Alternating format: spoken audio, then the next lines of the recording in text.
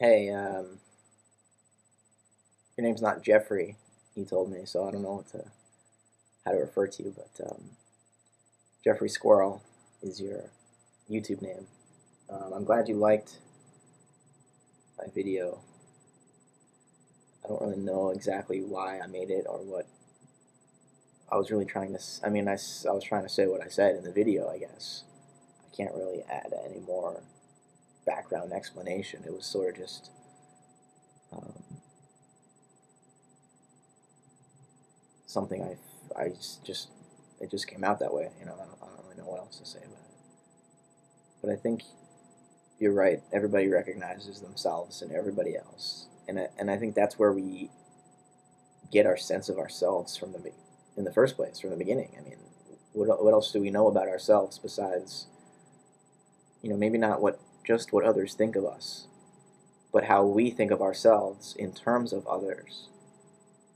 We don't have any view of ourself that's cut off from our understanding of others' judgments. All of our judgments are based on the judgments we've seen other people make, and we associate ourselves with certain types of perspectives based on what kind of perspectives we like to see others take. Because I really think that we are just as much a stranger to ourselves as we are to anybody else. And lots of times we pretend like that's not the case. And we think we know who we are and we understand all of our opinions. And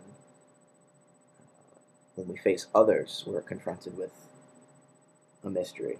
But I think we're inherently mysterious even to ourselves. And when you see it that way, when you stop thinking that you know who you are and that you are this stable identity that needs to defend itself from outside influence, then you no longer approach others as though they were a threat to you. You approach others as though they were a mirror to you, and all you could do is learn from them and come to a better understanding of yourself. But we're always projecting our shadow onto others because it allows us to feel as though we are safe and secure and stable in our little treehouse of selfhood, and that we can observe the rest of the world objectively and know things about them, they, everybody else, the other,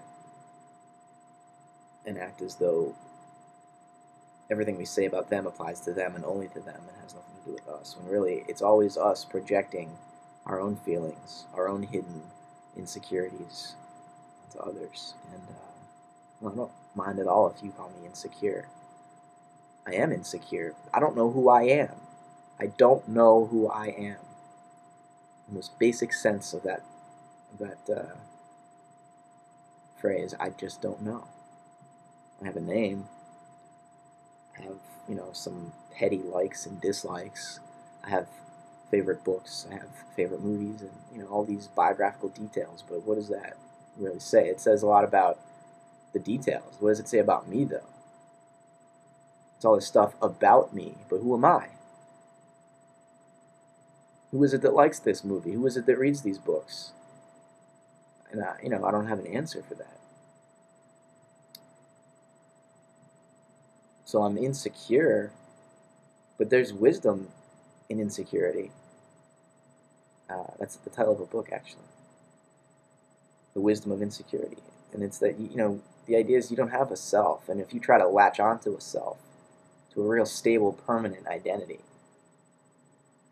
then you're going to be very frustrated. And you're going to be depressed because you're not going to find anything.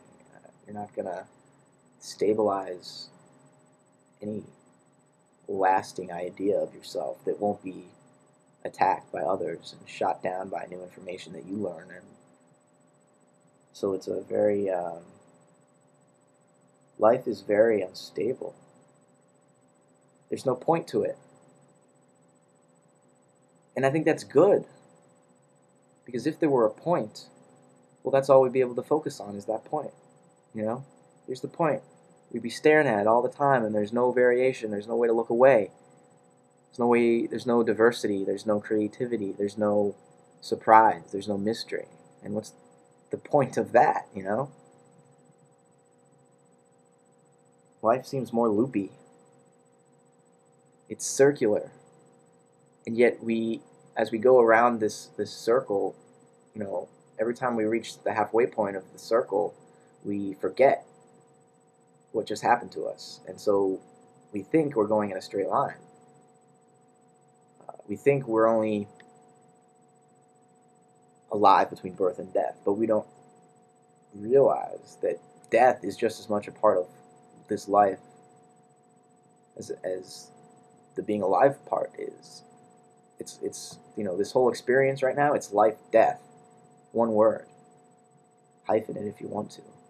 But it's one thing. We don't understand. How could we possibly know what it means to be alive unless we've also been dead before? And, you know, maybe we don't know what it means to be alive. And that's perfectly possible because we don't know what it means to be dead either. But we do know somewhat, you know, life, you're awake and alive and you can feel, and death, well, there's nothing there. And that kind of a duality gives us at least some understanding of what we're doing here.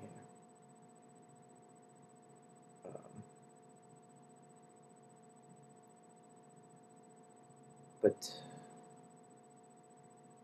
you know what? The best thing we can all do, I think, is acknowledge our insecurities. Because once you've acknowledged your insecurities, what's the big deal? Really, honestly, what's the big deal? We're all just people, and we're all afraid of certain things. You know, none of us have perfect and complete and utter confidence in ourselves. None of us know who we are. Nobody knows who they are. Everybody is a total mess. Everybody's crazy. And the people that know they're crazy are the ones that get along just fine. The people that don't want to be crazy and that deny the fact that they're crazy and they try to be sane as if they could ever really figure out what being sane would even mean, those are the ones that really go crazy. Those are the ones that get all clutched up and unable to interact and transact with everybody else. Because I think this is all of this experience, it's all a transaction.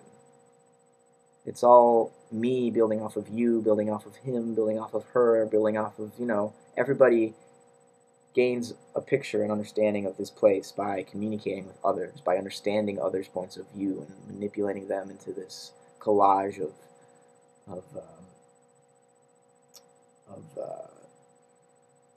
temporary knowledge, or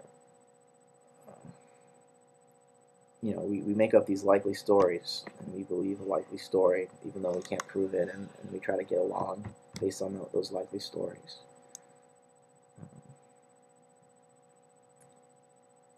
But yeah, we're all lost here together.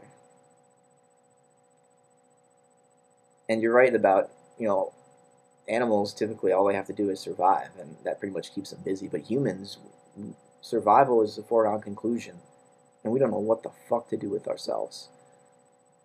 There's so much stuff to do. I mean, we have this idea that we're all so separate.